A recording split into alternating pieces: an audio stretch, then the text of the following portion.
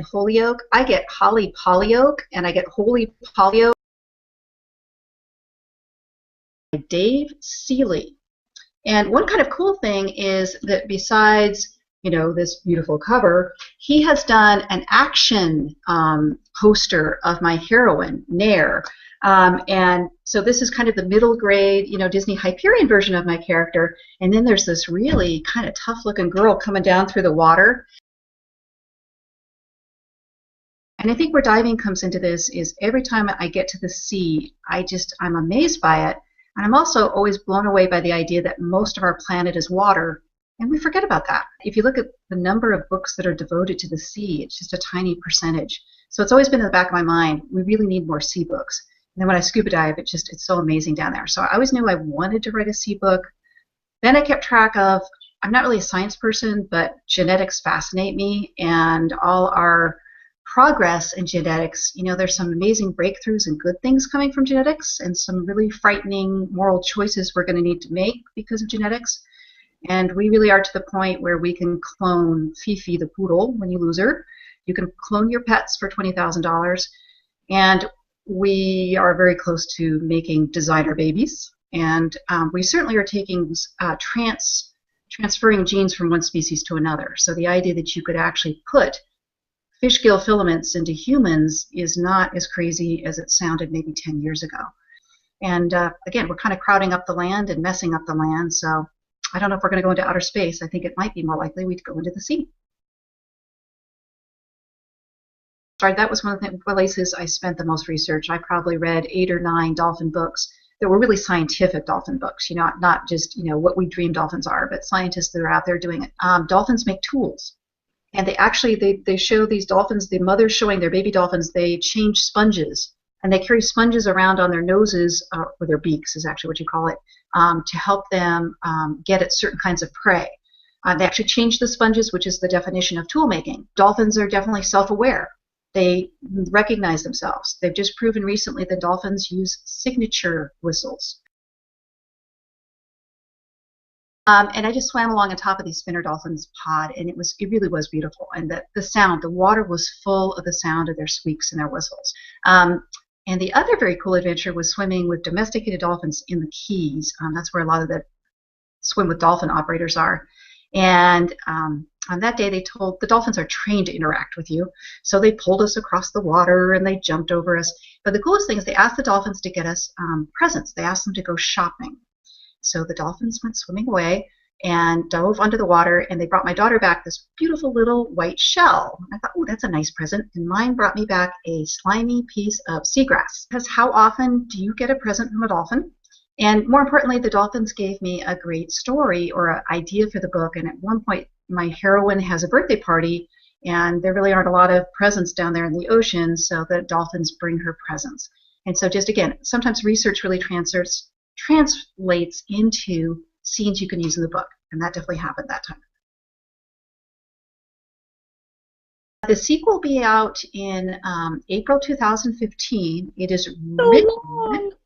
Yeah, I always think, when people talk about how long books, a lot of books take about 2 years, and that's about the gestation period of an elephant. It's written, but we're definitely at that stage where we're revising it and sending it back and forth and making it a better book. So the first book has a lot to do with, these genetically engineered kids. They don't know that's their future in book 1. They have to go into the sea, and engineering has been outlawed by this time in the future. It's about 250 years in the future. And so the kids have to go to the sea quite quickly with very little preparation, and they don't know that's what they have to be sea kids for the rest of their lives. So it's really quite traumatic when they first make this transition. And they go from around the Channel Islands in California all the way up to Vancouver Island in Canada in the course of the first book. And that's quite a dangerous journey with government divers chasing them, and they were fighting sharks and giant squid. So book 2, there is a mysterious boy who joins them in the first book named Di. And we just know he's very strong, and he's fast, he's restless, and he's kind of different from the other kids. And Nair is certainly interested in him, and he's interested in Nair. And then at the end of book 1, there's kind of a twist. I can't give too much away, but you find Di's not what you think he is. And so the second book explains a great deal more about this mysterious boy and some of his companions, why they are the way they are. And it also explains the kids have been in book one going to Safety Harbor, which is a colony that's been created for these Neptune kids. And so you'll find out kind of what everyday life is like for these sea kids at that colony in book two.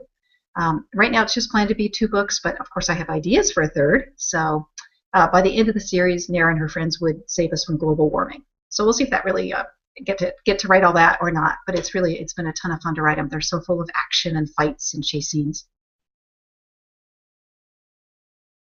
Is Would You Rather live in the world of Hunger Games or Divergent? Wow. Maybe Divergent. A little better chance of survival.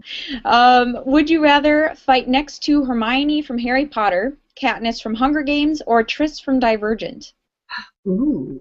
Well, it'd be nice to look at Tris, but that might be kind of distracting. So I really like Hermione. Would you rather read a book that is written poorly but has an excellent story, or read one with weak content but is written well?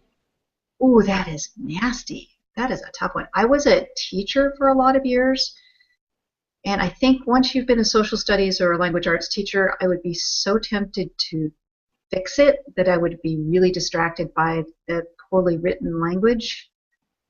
But if it wasn't just painful, I'd rather go with a better story. It just depends on how poorly written it is. I don't want to beat either of them. I'm sorry. Would you rather write your books in trilogies or standalones for the rest of your writing career? I must admit, I'm such a fantasy fan. I like trilogies because you really get to. I like world building, and so if you're going to take that time to set up that reality and create that world, whether it's magic dependent or whether it's in the ocean or whether it's in the past or alternate future, it's really fun to do that. But then you want to keep exploring it. Would you rather write a plot twist you hated or write a character you hated? I would rather write a character I hated and then I can kill them. It's great. You can always knock them off, and it's always very satisfying if you get treated rudely at a restaurant or at the airport. You have this great sort of ongoing way that you can take revenge on people. You just put them in the book and then you have them get eaten by a great white. Would you rather critics rip your book apart publicly or never talk about them at all? I guess I have a frail enough ego, maybe not talk about it at all. I don't know. Are you Team Edward or Jacob? Jacob, no question about it. Why anybody would like to hug somebody who is Dead? stone cold, like a statue, and cold. I mean, would you really want to cuddle with somebody who's cold all the time? Like, just no way. That whole thing has never worked for me. Even though I like his personality, there's some parts of that I just can't imagine. Team Gale or PETA? Oh, PETA. That's easy. Team Simon or Jace? Simon. Jace is just too... Yeah, Simon. So what's your favorite book turned movie? Probably, I think The Hunger Games was really, really well done, and I love that book. If you could have been the original author of any book, what would it have been and why? I think I'll go back to my childhood books. I really like a book called The Blue Sword by Robin McKinley, and it has everything. I like stories about shy girls who become heroes and get to save the day.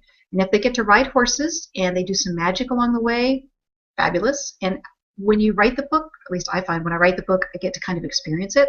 So it really would have been fun to dream up that whole story firsthand and experience it, because I think when you write the book, you live it more intensely than even your readers do. Not always. Like, I find myself crying when kids just asked me this question the other day. Do you cry when you kill somebody? Absolutely.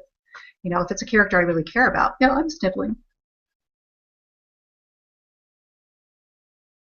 So don't let life be the excuse that keeps you from writing if writing's really your dream. It's a really wonderful occupation.